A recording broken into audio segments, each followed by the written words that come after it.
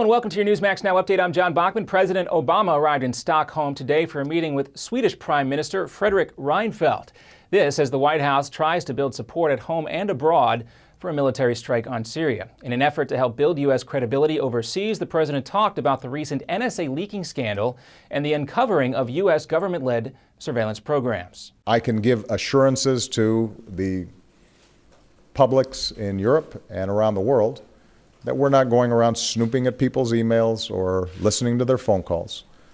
What we try to do is to target very specifically areas of concern. Well, later this week, Mr. Obama will push for more international support among members of the G20 summit in Russia. President Obama is not expected to meet with Russian President Vladimir Putin. Russia has claimed U.S. intelligence reports linking Syria's government to those chemical weapons attacks are faulty. Meanwhile, a Senate committee is expected to vote as early as today on a new resolution to authorize a military strike on Syria over the alleged use of chemical weapons. It does bar the use of American ground troops for combat operations.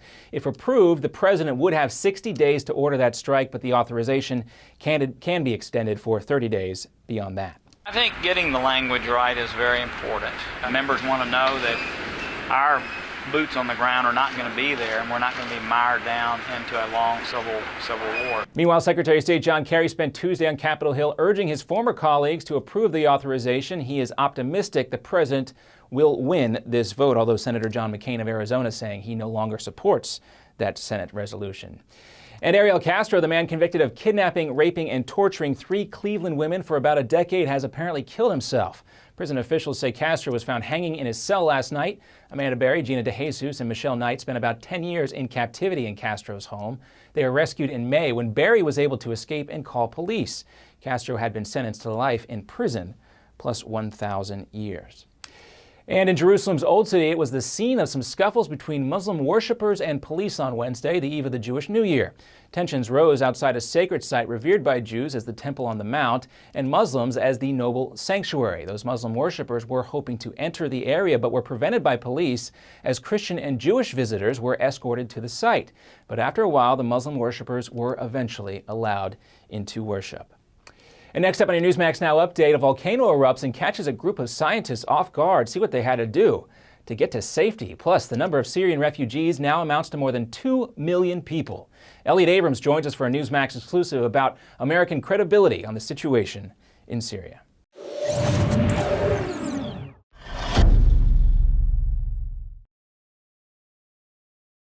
Attention hip implant patients. Are you in constant pain? Have you received a letter from your doctor about your implant? Have you had or need a revision surgery? Do you have high levels of metal, chromium, or cobalt in your blood?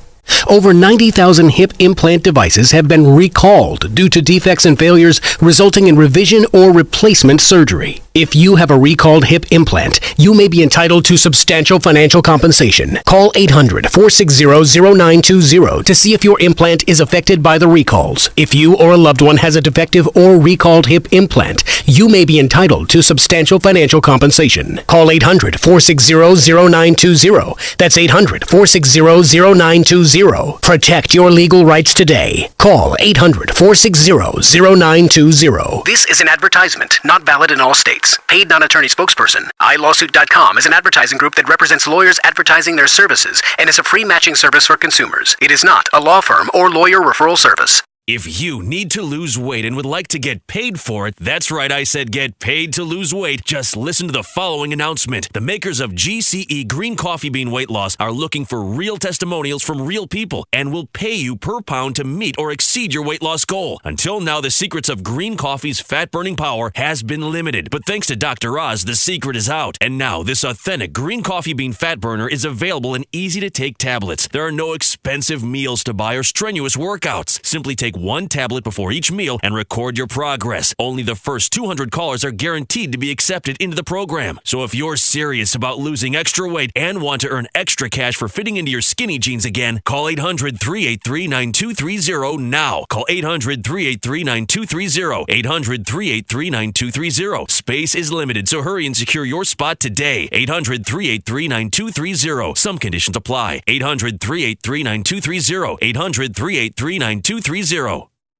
In 2013, half of your friends, family, and neighbors may lose their jobs, and you may be forced to watch helplessly as you are robbed of 90% of your life savings, all while your home's value is eradicated.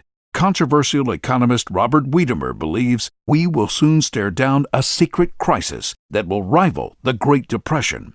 It was Wiedemer's 2005 book, America's Bubble Economy, that warned of coming meltdowns in our housing and stock markets. Washington did not heed his call, and folks on Main Street lost $50 trillion from the recession.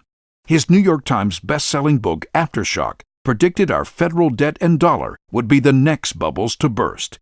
And now Robert Wiedemer has released a startling video with shocking evidence the powers that be have tried to ban. But that hasn't stopped 50 million people from getting the truth. Join us at Aftershock2013.com. Aftershock2013.com. Welcome back. A volcano erupted in Peru this week, spewing hot ash into the air. A team of researchers happened to be on the Ubinas volcano studying it when it erupted. That volcano has not erupted since 2009. Scary stuff there. Those researchers believe Monday's eruption was due to snow falling inside the crater. Well, there are now more than 2 million Syrian refugees who have fled the country for places like Jordan. And as the U.S. preps for a possible military strike, thousands more are fleeing Syria. These folks here are headed for Turkey today. During a Newsmax exclusive, foreign policy expert Elliot Abrams says this is also another symptom of the White House's failed Syria strategy. I think the credibility of the United States is at stake, and I think we have a real national interest in seeing Iran defeated in Syria. And to see more of our exclusive interviews and content, stay with Newsmax.com. This has been your Newsmax Now update for September 4th. I'm John Bachman. Take care.